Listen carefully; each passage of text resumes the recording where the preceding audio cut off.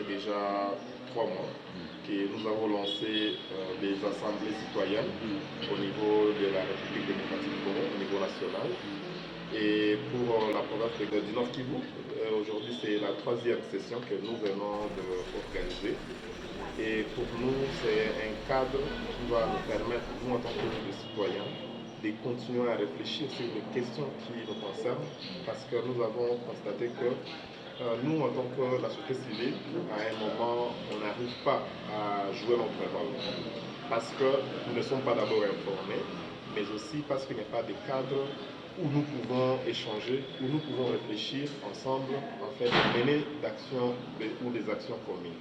C'est comme ça que nous avons mis en place ces cadres des assemblées citoyennes, qui est simple de jouer ces rôles-là. Nous avons commencé pour le mois d'avril, nous avons commencé par d'abord comprendre c'est quoi la démocratie, et nous avons eu des propositions que nous avons essayé un peu de mettre en tant que citoyens. Mais aussi, la deuxième session, nous avons touché sur le système politique parce que, en tant que citoyens, nous devons comprendre comment est-ce que notre système politique fonctionne. Il y a des citoyens qui ne comprennent pas c'est quoi un système politique. Et ce n'est pas vraiment facile que vous puissiez changer les choses si tu ne comprends même pas comment est-ce que les choses fonctionnent. Et c'est comme ça que nous avons pensé qu'il fallait commencer par là. Alors aujourd'hui, nous avons pensé aborder une question capitale, et c'est sur la sécurité. Nous sommes dans une zone où il y a la violence, dans un pays où on ne sait pas qu'est-ce qui se passe réellement. Aujourd'hui, il y a plusieurs années que nous sommes en train de vivre dans la guerre, dans l'insécurité. Nous, d'abord, pour la plupart, nous sommes des jeunes et nous avons grandi dans cette période de guerre.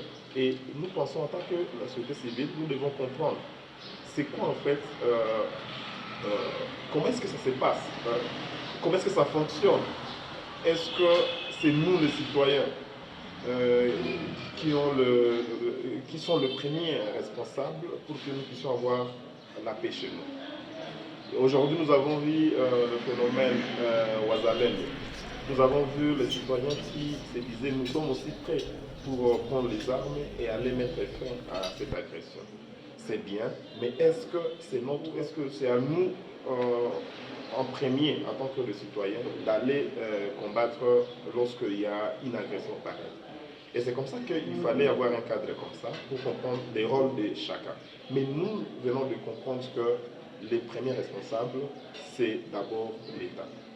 L'État qui doit être organisé, l'État qui doit comprendre qu'il y a l'armée qui doit être bien dotée, il y a la police qui doit se rassurer qu'elle joue son rôle, de protéger les biens, mais aussi les personnes.